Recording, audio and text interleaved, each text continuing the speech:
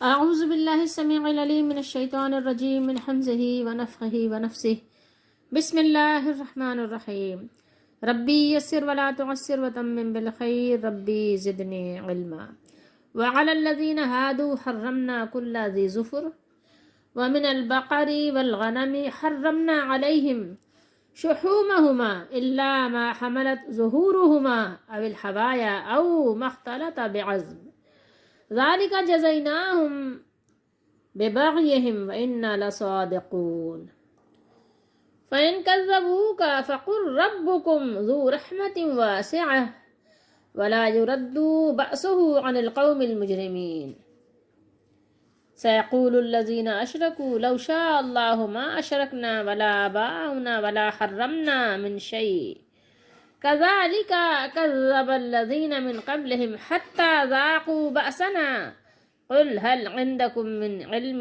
فتخرجوه لنا إن تتبعون إلا الظن وإن أنتم إلا تخرصون قل فلله الحجة البالغة فلو شاء لهداكم أجمعين قل هلما شهداءكم الذين يشهدون أن الله حرم هذا فإن شهدوا فلا تشهد معهم ولا تتبع أهواء الذين كذبوا بآياتنا والذين لا يؤمنون بالآخرة وهم بربهم يعدلون۔ یہ 5 آیات مبارکہ ہیں۔ آیت نمبر 146 سے 150 تک سورہ انعام 8واں سپارہ۔ ترجمہ تفسیر ابن کثیر سے ہے۔ اور جو لوگ یہودی ہوئے ان پر ہم نے ہر ناخن والا جانور حرام کیا تھا۔ ظفر کہتے ہیں ناخن کو۔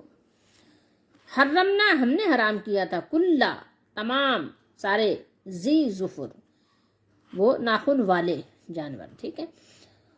اور گائے اور بکری میں، بقر گائے، غنم بکری، غنم بکری بکرے سب کو کہتے ہیں، اور شات صرف بکری۔ گائے اور بکری میں سے ان پر ان کی چربی حرام کی تھی۔ والغنم حرمنا علیہم شحومہما، سوائے اس چربی کے جو ان کے پیٹھوں یا آنتوں کے ساتھ لگی ہو۔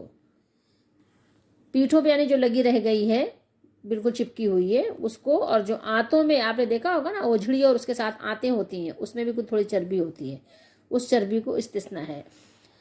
یا ہڈی کے ساتھ ملی ہوئی ہو۔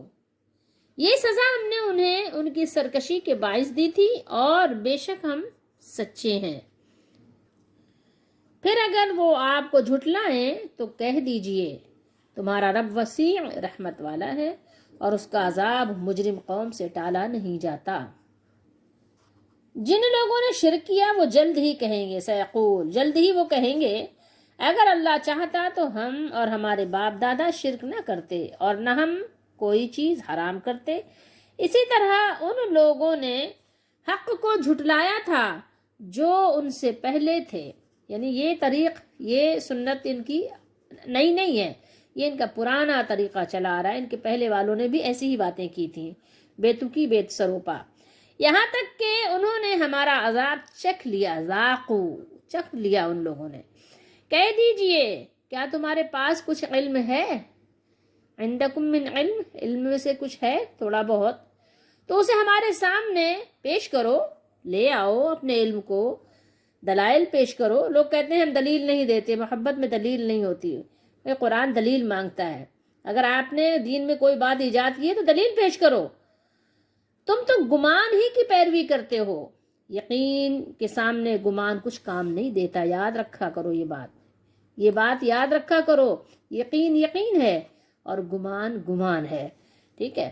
تو یقینی بات ہے، اور گمان کی بات، قیاسی بات، وہ آپ کی اپنی اپنی رائے ہے، ٹھیک ہے۔ تم تو گمان ہی کی پیروی کرتے ہو، اور تم اٹکل پچو ہی سے کام لیتے ہو، یعنی اپنی اٹکلیں، طرح طرح کی اٹکلیں دوڑاتے رہتے ہو۔ کہہ دیجئے قل فللہ الحجۃ البالغہ، کہہ دیجئے پھر مضبوط دلیل تو اللہ ہی کی ہے، اس سے زیادہ زبردست تو حجت بالغہ کس کی ہوگی؟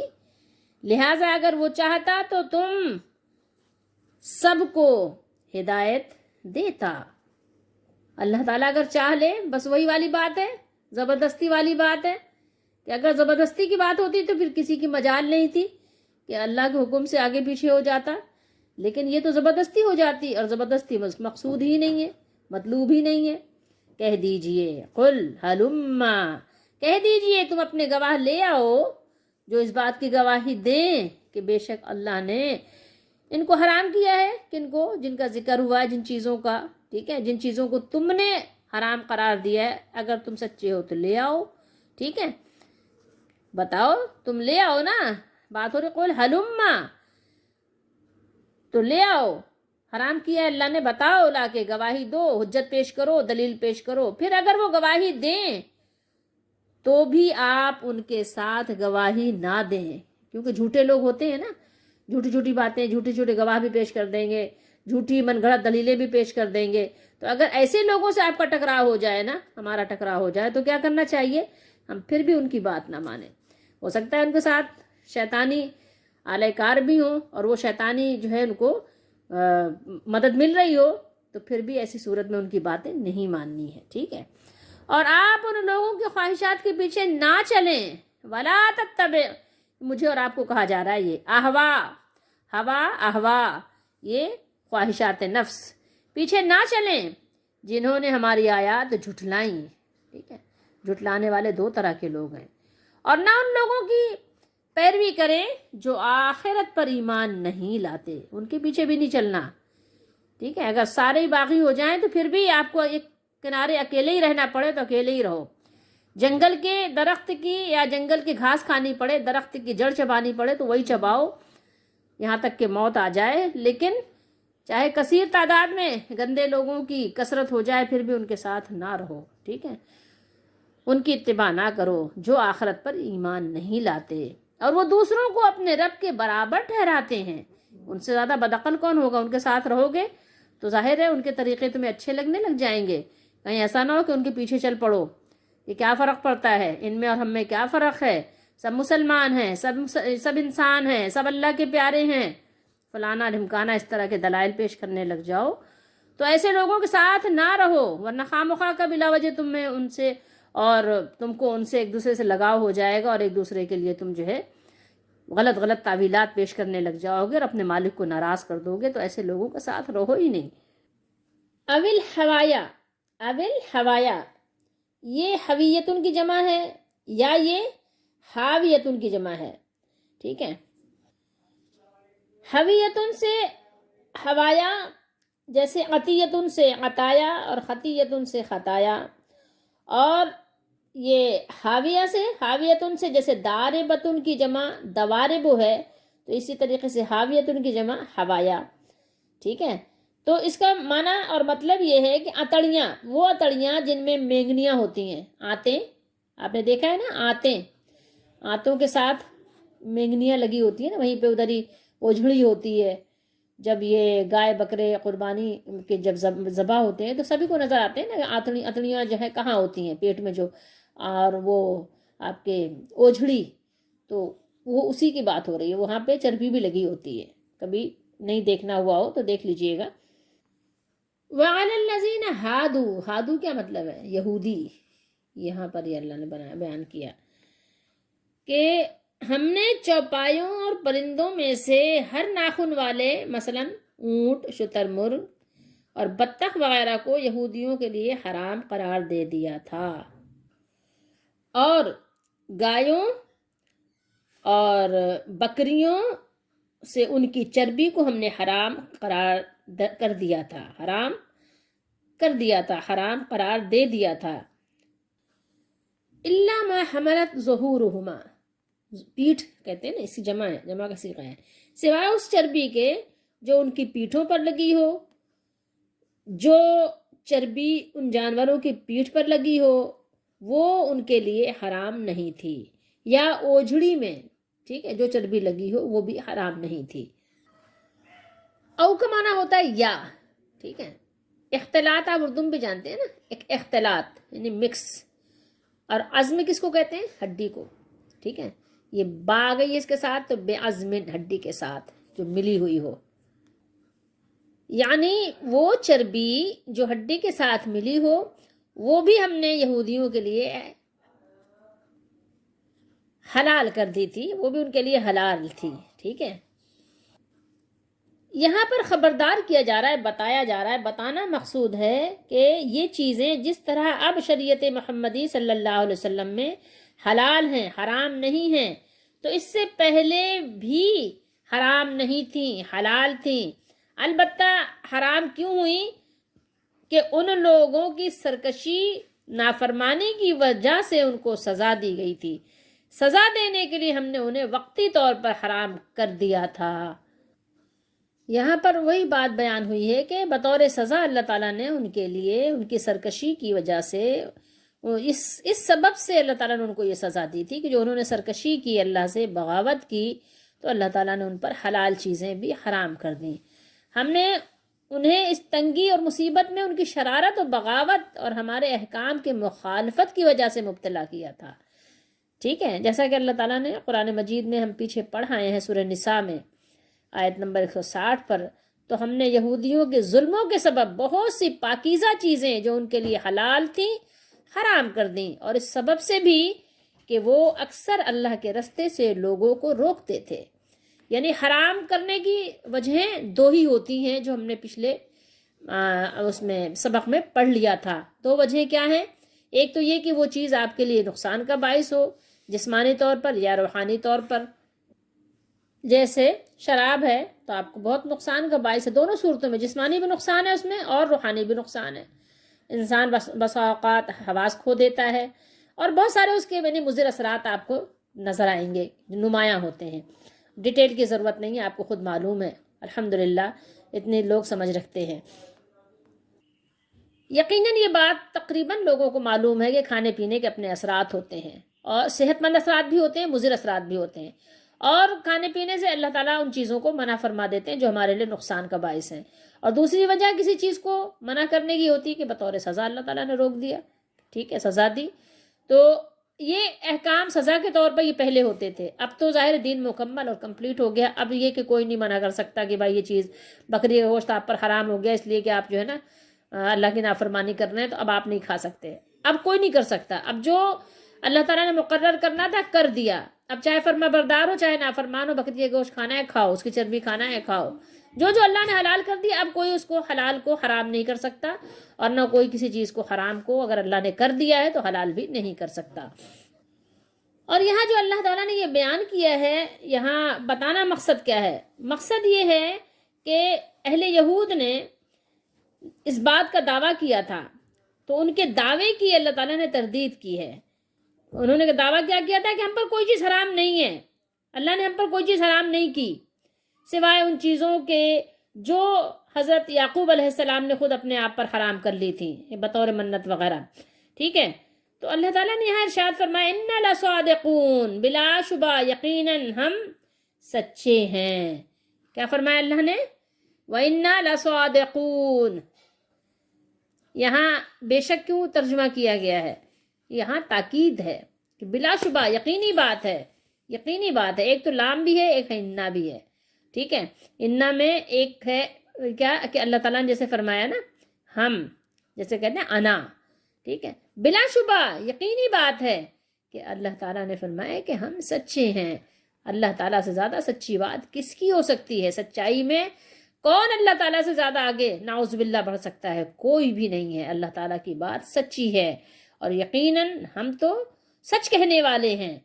یعنی ہم نے ان کے ظلموں کی وجہ سے انہیں سزا دی ہے، تو اس میں ہم عدل کرنے والے ہیں. اور باقی جو لوگ دعویٰ کر رہے ہیں، وہ دعویٰ کرنے والے اپنی بات میں کیا ہیں؟ جھوٹے ہیں. ان کی بات جھوٹ پر مبنی ہے. مگر حدیث شریف میں ہے کہ اہل یہود نے ہیلے سے چربی کی ایک صورت حلال کر لی تھی. بخاری شریف ہے، حدیث نمبر ہے 2236. اس کے راوی ہیں حضرت جابر بن عبداللہ رضی اللہ تعالیٰ عنہ. جابر یہاں پر روایت کرنے والے ہیں رضی اللہ تعالیٰ عنہ، اور انہوں نے سنا رسول اللہ صلی اللہ علیہ وسلم سے فتح مکہ کے سال. آپ نے فرمایا آپ کا قیام ابھی مکے ہی میں تھا، اللہ اس کے رسول نے شراب، مردار اور بتوں کا بیچنا حرام قرار دے دیا ہے، اس پر پوچھا گیا کہ یا رسول اللہ صلی اللہ علیہ وسلم، مردار کی چربی کے متعلق کیا حکم ہے؟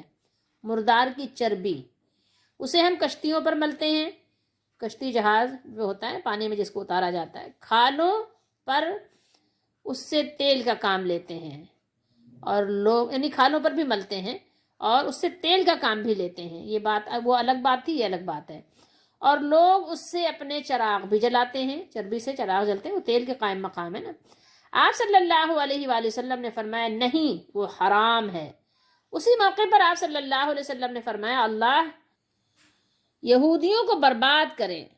اللہ تعالیٰ نے جب چربی ان پر حرام کی تو ان لوگوں نے پگھلا کر اسے بیچا اور اس کی قیمت کھائی. آپ خود دیکھ لیجئے کہ رسول اللہ صلی اللہ علیہ وآلہ وسلم کی بد دعا حرام کھانے والوں کے لیے، یا حرام کھانے کے لیے کوئی حیلہ کر لینا، حیلے کے ساتھ حرام چیز کو حلال کر لینا. کیا فرمایا اللہ کے رسول صلی اللہ علیہ وسلم نے؟ قاتل اللہ الیہود ان اللہ لما حرم شحومها. دیکھیے آپ صلی اللہ علیہ وسلم کا بیان آپ کے سامنے ہے، کتاب البیوع ہے. ہمیں ان احادیث سے سبق لینا چاہیے. ہمارے دور میں بھی کتوں کی بھی خرید و فروخت ہو رہی ہے، حرام ہے. حدیث نمبر دیکھیے 2237 ہے، بخاری شریف ہے، کتاب البیوع ہے. یہاں پر دیکھیے رسول اللہ صلی اللہ علیہ وسلم کا بیان. آپ نے فرمایا کتے کی قیمت زانیہ کی اجرت اور کاہن کی اجرت سے منع فرمایا تھا. آج ہمارے یہاں یہ چیزیں کیا ہیں؟ عام ہو گئی ہیں، عام. رسول اللہ صلی اللہ علیہ وآلہ وسلم کے حکم کی یعنی کہنا چاہیے علل اعلان نافرمانی ہو رہی ہے. جب علل اعلان گناہ ہوتا ہے اس کو پھر گناہ نہیں کہتے، وہ بغاوت ہو جاتی ہے، سرکشی ہو جاتی ہے. یاد رکھو، اللہ کے عذاب سے ڈرو، اللہ کا عذاب اچانک آ جاتا ہے. اب اگر آپ دیکھیں تو کھالوں سے جو بھی چیز بنائی جاتی ہے یا تو اس پہ بیٹھتے ہیں یا تو اس پہ پہنتے ہیں، ٹھیک ہے، کھاتے تو نہیں ہیں. لیکن آپ صلی اللہ علیہ وسلم نے اس سے بھی منع فرما دیا کہ کھالوں کو چربی کی، حرام چربی کی چکنائی لگائی جائے، یا کشتیوں کو روغن لگایا جائے کہ جو اس کی ضرورت ہوتی ہے. حالانکہ کشتیوں پہ بیٹھتے ہیں، ٹھیک ہے، یا چراغ جو جلاتے ہیں اس سے صرف روشنی حاصل کرتے ہیں. لیکن آپ صلی اللہ علیہ وآلہ وسلم نے ان سب سے منع فرما دیا، فرمایا وہ حرام ہے. آپ سوچئے. اور پھر یہی نہیں، یہیں تک بات نہیں رہی، پھر آپ صلی اللہ علیہ وسلم نے اہل یہود کے لیے بد دعا بھی کی کہ انہوں نے اللہ کی حرام کی ہوئی چیز کو حلال کر لیا. بطور سزا اگر حرام تھی تو توبہ کرنی چاہیے تھی، اللہ تعالیٰ کو راضی کرنا چاہیے تھا تاکہ ان پر وہ چیز حلال ہو جاتی، نہ کہ اس کے لیے ہیلا بہانہ نکال لیا اور اللہ تعالیٰ سے مزید یعنی کیا نافرمانی اور بغاوت میں مقابلے پہ آ گئے. نعوذ باللہ، استغفر اللہ. اور یہ حدیث شریف ایسی ہے کہ اس حدیث شریف کو ایک جماعت نے روایت کیا ہے محدثین کے. تو مجھے اور آپ کو تجارت کرتے وقت یہ سوچنا چاہیے کہ اگر آپ شراب خود نہیں پیتے تو کیا آپ شراب بیچ سکتے ہیں؟ کیا آپ کے لیے جائز ہوگا کہ بھائی میں تو نہیں پی رہا نا، میں بیچ رہا ہوں؟ جائز ہوگا؟ ہیلا کر سکتے ہیں؟ نہیں کر سکتے. اسی طریقے سے آپ کہیں کہ بھائی خنزیر کا گوشت میں نہیں کھاتا لیکن میں دوسروں کو بیچ دیتا ہوں، اس کی قیمت کھا لیتا ہوں، کیا آپ کے لیے جائز ہوگا؟ نہیں ہوگا. یاد رکھیے گا کہ آپ کہیں کہ نہیں کفار کے ہاتھوں بیچ کر قیمت کھا لیں تو یہ جائز نہیں ہوگا. خیال رکھیے گا، یہ ہیلا سازی نہیں چلے گی دین میں. یہ اپنے آپ کو دھوکہ دینا ہے، اور اپنے آپ کو دھوکہ دینا کوئی اچھی بات تو بہرحال نہیں ہے. آگے مزید کیا فرمایا؟ پھر اگر وہ آپ کو جھٹلائیں تو کہہ دیجئے کہ آپ کا رب وسیع رحمت والا ہے، ذو رحمت واسعہ، اس کی رحمت کا دامن تو بہت پھیلا ہوا ہے. اگر تم اب بھی نافرمانی کی روش کو چھوڑ دو، اب بھی تم باز آ جاؤ اور حق کی سیدھی راہ اختیار کر لو، صراط مستقیم پر چلنے لگ جاؤ تو اپنے رب کے دامن رحمت کو اپنے لیے کھلا پاؤ گے. لیکن اگر اپنی موجودہ روش پر اڑے رہے، ضدی بنے رہے، ضدی بچوں کی طرح ضد کرتے رہے تو یہ مت سمجھو کہ اللہ کا عذاب تم پر سے ٹل گیا. ایسا نہ سمجھنا، جب اس کا عذاب آتا ہے تو مجرموں اور سرکشوں کو کوئی چیز اس سے بچا نہیں سکتی. اللہ تعالیٰ کے دربار میں دیر نہیں ہے، یاد رکھو. اور کبھی اگر دیر ہو بھی گئی تو اندھیر نہیں ہے، اللہ کا عذاب کوئی ٹال نہیں سکتا. یاد رکھو، اللہ کی رحمت تمہیں کہیں دھوکے میں نہ ڈال دے. پہلے حصے میں اللہ نے کیا فرمایا؟ ذو رحمت واسعہ. یہاں ترغیب دلائی، شوق دلایا کہ آؤ اس کی رحمت کھلی ہوئی ہے، آؤ اس کی رحمت سے مایوس ہونے کی ضرورت نہیں ہے۔ اور پھر آگے کیا ہے؟ ترہیب بھی ہے، ڈرایا بھی ہے کہ اس کا عذاب مجرم قوم سے ٹالا نہیں جاتا۔ ٹھیک ہے، پہلے پیار سے سمجھایا اور پھر اس کے بعد آپ کو تنبیہ بھی کر دی۔ اب اگر آپ کے اندر سمجھ بوجھ ہے تو آپ خود سمجھ سکتے ہیں۔ لیکن افسوس کا مقام ہے، آج کوئی بات مسلمانوں کو سمجھ نہیں آ رہی ہے، کچھ سمجھنا نہیں چاہ رہے ہیں، بلکہ رسول اللہ صلی اللہ علیہ وسلم کے طریقے کو یکسر چھوڑ دیا ہے۔ کون ہے تارک آئینے رسول مختار، مصلحت وقت کی ہے کس کے عمل کا معیار، کس کی آنکھوں میں سمایا ہے شعار اغیار، یعنی غیروں کا طریقہ اختیار کر لیا، ہو گئی کس کی نگاہ طرز سلف سے بیزار، قلب میں سوز نہیں، روح میں احساس نہیں، کچھ بھی پیغام محمد کا تمہیں پاس نہیں، کچھ بھی پیغام محمد کا تمہیں پاس نہیں۔ یوں تو سید بھی ہو، مرزا بھی ہو، افغان بھی ہو، تم سبھی کچھ ہو، بتاؤ تو مسلمان بھی ہو، تم سبھی کچھ ہو، بتاؤ تو مسلمان بھی ہو، انجینئر بھی ہو، ڈاکٹر بھی ہو، فلاسفر بھی ہو، سبھی کچھ ہو، بتاؤ دین بھی پڑھا، قرآن کو بھی سمجھا۔ اس آیت مبارکہ میں جو آیت نمبر 48 ہے، 148 ہے، اس میں ایک مغالطہ بھی ہو جاتا ہے لوگوں کو، تو اس مغالطے کو یہاں پر رد کیا گیا ہے کہ ہو جاتا ہے نا، لوگوں کو غلط فہمی ہو جاتی ہے، اور یہ ایک مناظرہ ہے جسے اللہ تعالیٰ نے ذکر فرمایا ہے، اور ایک شبہ ہے جس کا مشرکوں نے اپنے شرک اور چیزوں کو حرام قرار دینے کے سلسلے میں ایک سہارا لیا تھا۔ اللہ تعالیٰ کو ان کے شرک کا بھی علم تھا، اور انہوں نے جن چیزوں کو حرام قرار دیا تھا ان کا بھی، اور اسے تبدیل کر دینے پر بھی قدرت تھی کہ وہ ہمیں ایمان الہام کر دیتا اور ہمارے اور کفر کے مابین حائل ہو جاتا، مگر اللہ تعالیٰ نے ان کی اس حالت کو تبدیل نہیں کیا۔ اس سے معلوم ہوا کہ یہ سب کچھ اللہ تعالیٰ کی مشیت اور ارادے سے ہے اور وہ ہم سے راضی ہے۔ ٹھیک ہے، تو اس مشرکوں کے مغالطے کو یہاں رد کیا گیا ہے۔ ٹھیک ہے، مشرکوں نے کیا کہا تھا، ان کی آپ بات سے اندازہ لگا لیں کہ وہ کہا کیا تھا انہوں نے۔ آپ ترجمہ پڑھیے، دوبارہ پڑھیے، آیت آپ کے سامنے، آپ پڑھیے، اس کو بار بار پڑھیے، پھر سمجھنے کی کوشش کیجیے۔ ایک جگہ ایک درس میں میرا جانا ہوا تھا، کوئی مجھے لے گیا تھا، میں گئی تو ایک خاتون کہہ رہی تھی کہ اگر آپ کے نصیب میں نماز پڑھنا نہیں ہے تو پھر آپ نماز نہیں پڑھ سکتے۔ آپ نماز پڑھنے کے لیے کھڑے ہوں گے تو کوئی آ جائے گا، مہمان آ جائے گا، اور اگر آپ نماز پڑھنے کے لیے کھڑے ہو جائیں اور نماز نصیب میں نہیں ہے تو پھر آپ کو کوئی تکلیف ہو جائے گی۔ تو نعوذ باللہ، آپ دیکھیں کہ نماز پڑھنے کو انہوں نے نصیب سے جوڑ دیا۔ کتنی بڑی حماقت ہے! سوچیں تھوڑی دیر کے لیے، تصور تو کریں ذرا کہ لوگوں کو کیسے کیسے مغالطے لگ جاتے ہیں۔ میں ان کی بات پر حیران تھی، لیکن آپ کو پتہ ہے کہ مجلس میں ظاہر ہے کسی کو سمجھایا بھی نہیں جا سکتا اور پھر بات خراب ہو جاتی ہے۔ تو یہاں پر اللہ تعالیٰ نے مشرکوں کی ایک تعویل بیان کی ہے، ان کا قیاس بیان کیا ہے کہ جب وہ اپنے شرک اور مجرمانہ روش پر قائم رہنے کی دلیل نہیں پاتے تو تقدیر کا سہارا لے کر کہتے ہیں کہ ہمارے حق میں خود اللہ کی مرضی اور ارادہ یہ ہے کہ ہم شرک کریں اور جو چیزیں ہم نے حرام ٹھہرائی ہیں انہیں حرام ٹھہرائیں۔ کیا کہا انہوں نے کہ اگر اللہ چاہتا تو ہم اور ہمارے باپ دادا شرک نہ کرتے اور نہ ہم کوئی چیز حرام کرتے۔ ٹھیک ہے، انہوں نے کیا کیا؟ سارا کچھ تقدیر پر ڈال دیا۔ اگر اللہ تعالیٰ کی مرضی نہ ہوتی تو ہم سے یہ کام ہو ہی نہیں سکتے تھے۔ تو یہ دلیل ہے کہ ہم جو کچھ کر رہے ہیں نعوذ باللہ اس پر اللہ تعالیٰ خوش ہے، لہٰذا یہ صحیح اور حق ہے۔ مطلب یہ کہ انہوں نے اللہ کی مشیت اور ارادے کو شرک کے اور بعض حلال چیزوں کو حرام ٹھہرا لینے کے صحیح اور حق ہونے کی دلیل کے طور پر پیش کیا۔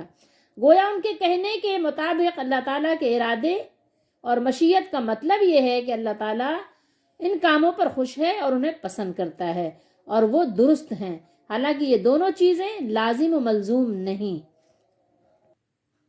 اللہ تعالیٰ نے سورہ زمر میں ارشاد فرمایا ان تکفروا فإن اللہ غنی عنکم ولا یرضی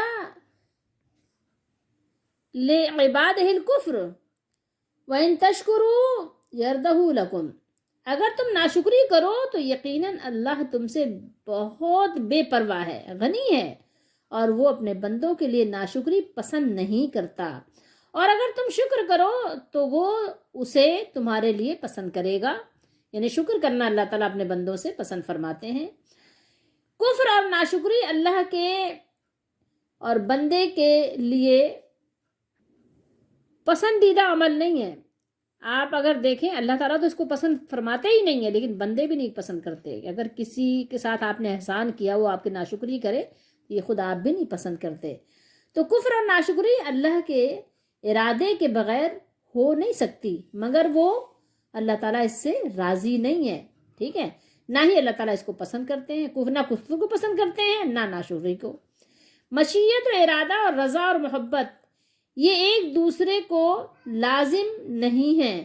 دنیا میں جو کچھ ہو رہا ہے وہ اللہ تعالیٰ کی مشیت اور ارادے کے تحت ہو رہا ہے، لیکن وہ ہر چیز پر راضی نہیں ہے۔ کہ آپ سمجھ رہے ہیں قتل ہو رہا ہے تو اللہ تعالیٰ اس سے راضی ہے، قتل بھی اللہ کی مرضی سے ہو رہا ہے تو قتل سے اللہ تعالیٰ راضی ہے، ٹھیک ہے؟ دھوکہ ہو رہا ہے تو دھوکے سے نعوذ باللہ اللہ راضی ہے، کیونکہ دھوکہ اللہ کی مرضی سے ہو رہا ہے۔ اس طرح تو سارے گناہ آپ اللہ تعالیٰ کی مرضی پہ ڈال دیں گے، نعوذ باللہ۔ نہیں، رضا اس کی شریعت کی پابندی کا نام ہے، ٹھیک ہے، اور ارادہ اور مشیت اس کی تکوین ہے، یعنی اس کا یعنی کہنا چاہیے کائنات کو چلانے کا نظام ہے۔ تکوینی طور پر وہ کیا اللہ تعالیٰ چاہتے ہیں اسے کوئی نہیں جانتا اور نہ کوئی جان سکتا ہے۔ تشریعی طور پر وہ کس چیز کو پسند کرتے ہیں اللہ تعالیٰ، یہ بتانے کے لیے اللہ نے پیغمبر بھیجے، اور ہر شخص اسے جان سکتا ہے کہ اللہ کو کیا پسند ہے۔ اس لیے ہم شریعت پر عمل کرنے کے پابند ہیں۔ ہم اس بات کو معلوم کر سکتے ہیں کہ اللہ کو کیا پسند ہے اور اللہ کو کیا پسند نہیں ہے۔ اللہ کی پسند اور ناپسند سے متعلق کتابیں قرآن، شریعت، سنت، حدیث، صحابہ کا فہم بھرا ہوا ہے، لیکن اللہ کی مشیت، اس کا ارادہ کیا ہے، یہ کسی کو معلوم نہیں ہے، اور نہ کوئی معلوم کرنے کی ضرورت ہے آپ کو۔ آپ کا کیا جو کام ہے آپ وہ کیجئے۔ آپ کا کام ہے اللہ کو راضی کرنا، اللہ کی بات ماننا، اللہ کے حکم کی پابندی کرنا، وہ کیجئے آپ کا کام ہے نماز پڑھنا، آپ نماز کے لیے پڑھنے کے لیے وقت میں آپ اپنا سارا فوکس نماز پر کیجئے۔ اذان ہو جائے یا وقت ہو جائے تو آپ کی کیا کیجئے، اٹھ جائیے، وضو کیجئے، نماز کے لیے کھڑے ہو جائیے، نماز پڑھیے۔ پھر دیکھتے ہیں کون آپ کو روکتا ہے نماز پڑھنے سے۔ کیسے آپ نماز نہیں پڑھ سکتے؟ مہمان آئے تو آپ مہمان سے بھی کہیے کہ نماز کا وقت ہے، نماز پڑھیے۔ اگر کہیں مہمان بن کر جائیں، نماز کا وقت ہے، آپ نماز پڑھیے۔ کہیں گھومنے گئے ہیں، نماز کا وقت ہے، نماز پڑھیے۔ دیکھتے ہیں کون آپ کو نماز پڑھنے سے روکتا ہے۔ کوئی نہیں روک سکتا آپ کو۔ آپ ارادہ تو کیجئے، آپ کوشش تو کیجئے۔ کیا کبھی آپ ایسے بیٹھے رہتے ہیں کہ جناب وہ اللہ کی مرضی ہوگی تو کھانا کھائیں گے، نہیں تو نہیں کھائیں گے؟ ایسا کرتے ہیں کبھی؟ نصیب میں ہوگا تو کھا لیں گے، نہیں نصیب میں ہوگا تو نہیں کھائیں گے۔ پوری بھرپور کوشش لگا دیتے ہیں نا۔ تو ایسے کس کو اپنے آپ کو بے وقوف بنا رہے ہیں، اپنے آپ کو دھوکہ دے رہے ہیں، کیونکہ اللہ کو تو دھوکہ نہیں دیا جا سکتا۔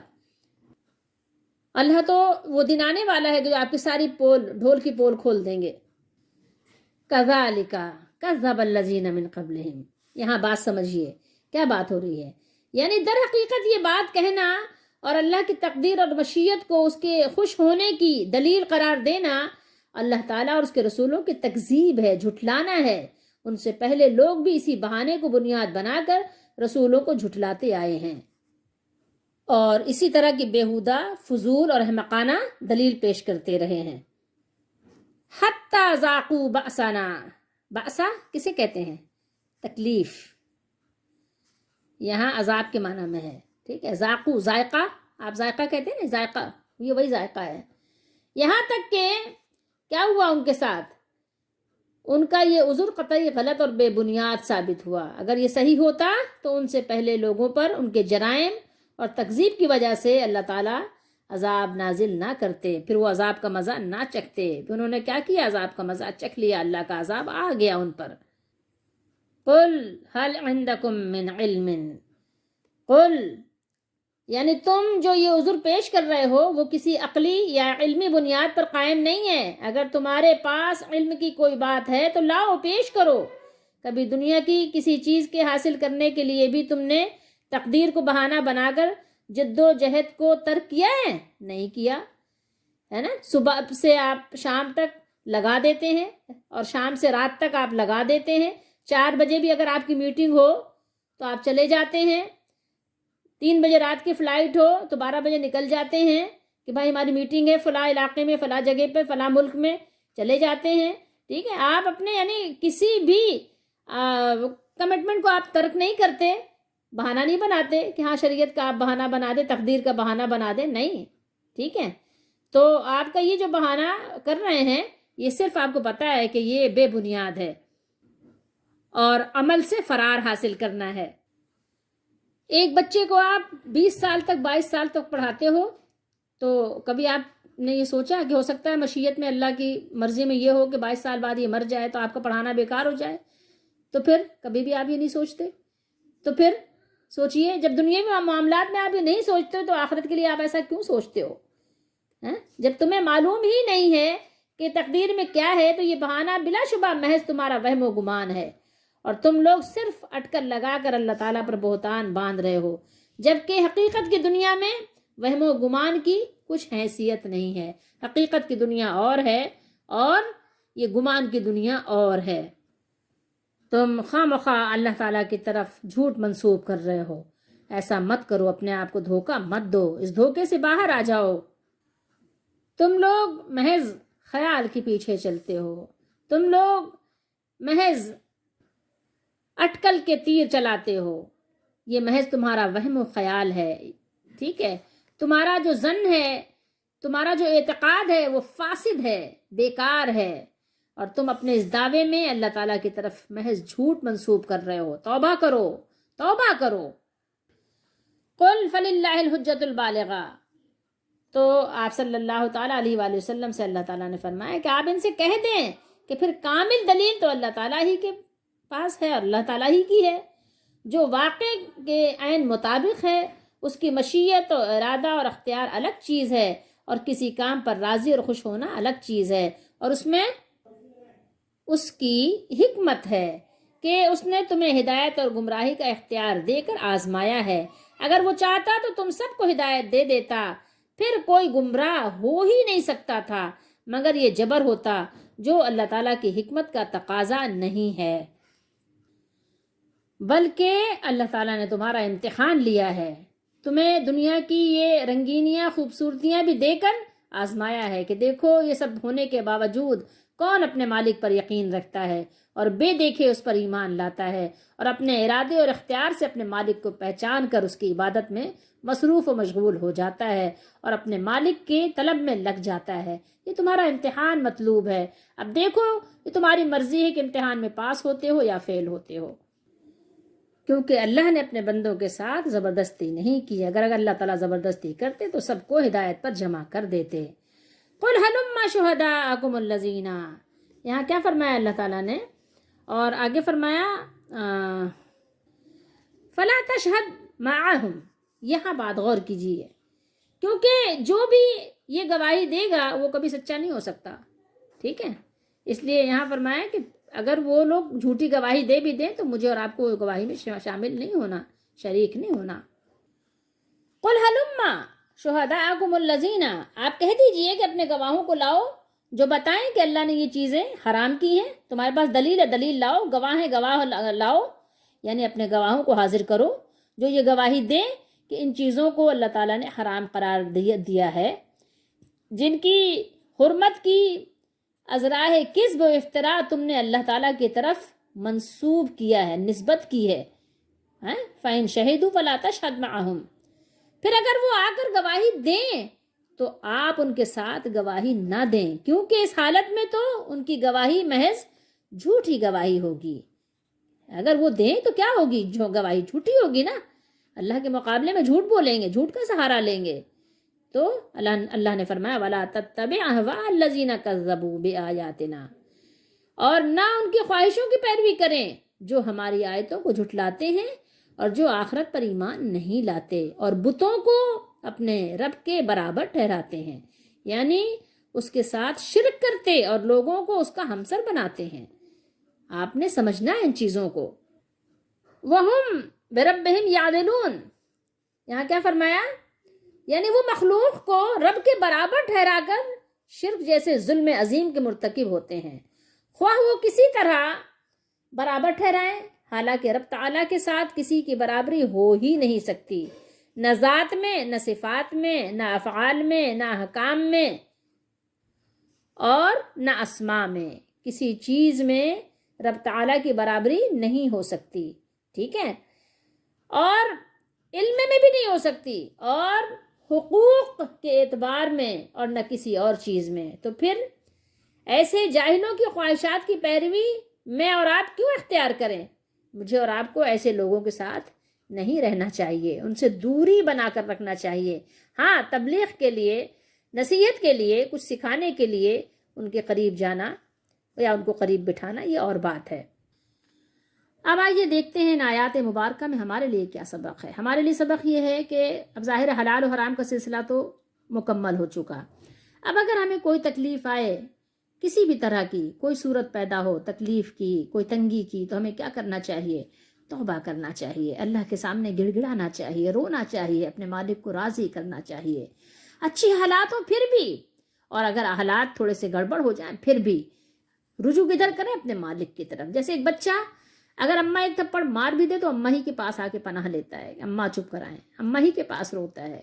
تو مجھے اور آپ کو جب کوئی تکلیف آئے تو توبہ کرنا زیادہ کر دیں، زیادہ گڑ گڑائیں، اور دیکھیں کہ کہیں ایسا تو نہیں کہ میں نے اپنے مالک کو ناراض کر دیا ہو۔ روئیں، رونا نہ آئے تو رونے کی کوشش کریں کہ اور روئیں کہ یار مجھے رونا کیوں نہیں آ رہا ہے، اپنے مالک کو میں کیوں نہیں راضی کر رہا، اور اپنے مالک کو کیوں نہیں یاد کر رہا ہے، اپنے مالک کو یاد کرنے کا مجھے وقت کیوں نہیں مل رہا ہے، میں کیوں غافل ہوں، اپنی وقت، اپنی جوانی، اپنا وقت سارا دنیا میں کیوں صرف کر رہا ہوں۔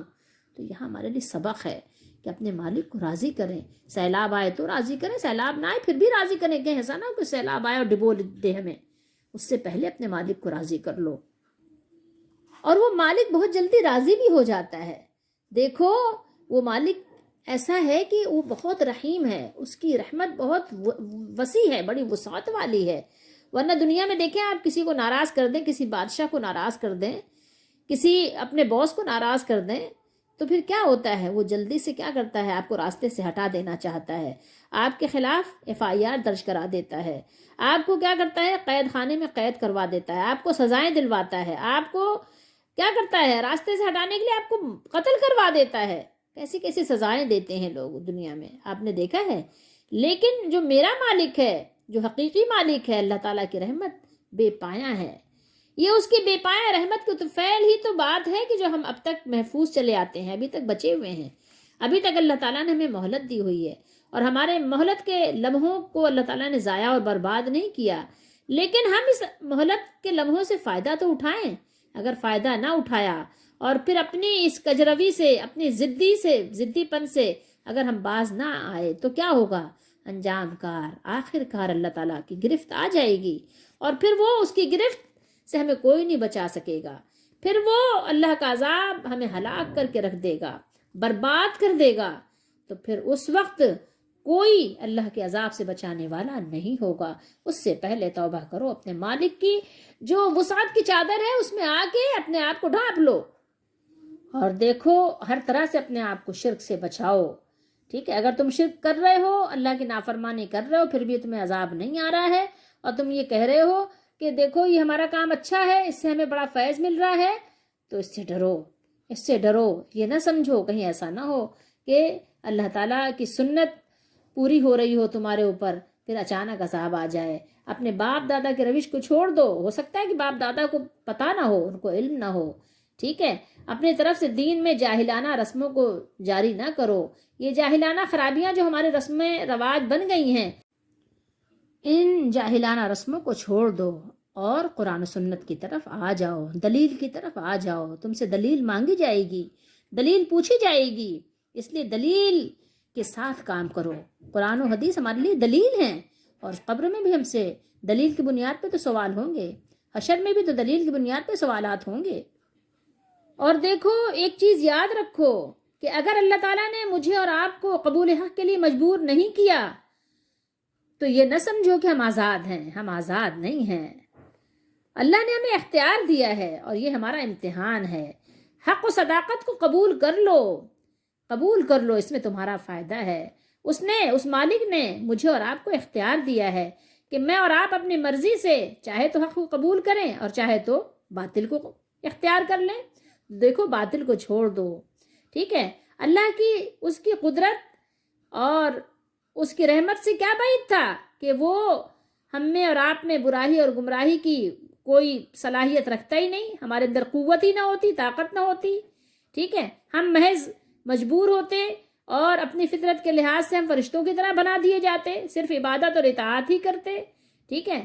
یا ہم جو ہے اپنے ارادے اور شعور سے بالکل محروم پیدا کر دیے جاتے اور بلا ارادہ اور غیر یعنی شعوری طور پر ہم صرف اور صرف نیکیاں ہی کرتے۔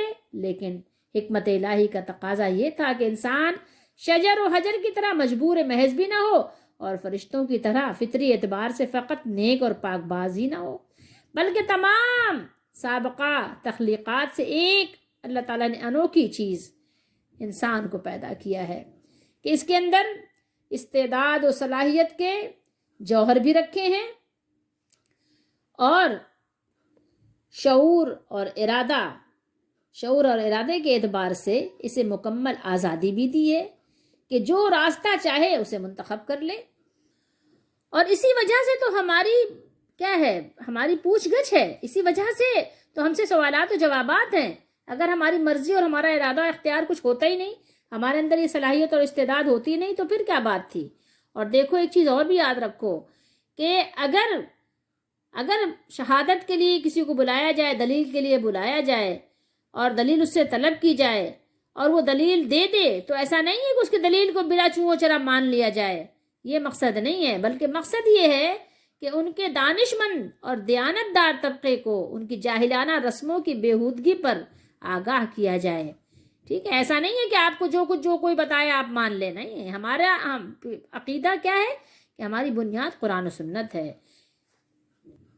اور دیکھو یاد رکھو ایک چیز اور بھی ہے کہ وراثت مال کی ہوتی ہے، علم کی نہیں ہوتی، عہدے کی نہیں ہوتی وراثت، کہ باپ اگر ڈائریکٹر تھا تو بیٹا ڈائریکٹر بن جائے گا، کیسے بن جائے گا جب تک کہ بیٹا وہ باپ والا علم حاصل نہ کرے۔ باپ کا علم نہ بیٹے کو اگر ازبر ہو، پھر پسر قابل میراث پدر کیوں کر ہو۔ یاد رکھنا اس چیز کو، یہ یاد رکھنے کی چیز ہے۔ اللہ تعالی ہم سب کو سمجھنے کی توفیق دے۔ صرف نیکوں کی بات کرنے سے آپ نیکوں کے عہدے پہ فائز نہیں ہوں گے، اس لیے آپ کو نیکی کا راستہ، تقوی کا راستہ اور صراط مستقیم کا راستہ اختیار کرنا ہوگا اور آپ کو شرک چھوڑنا ہوگا۔ اللہ ہم سب کو سمجھ دے اور اللہ تعالی ہماری دستگیری فرمائے۔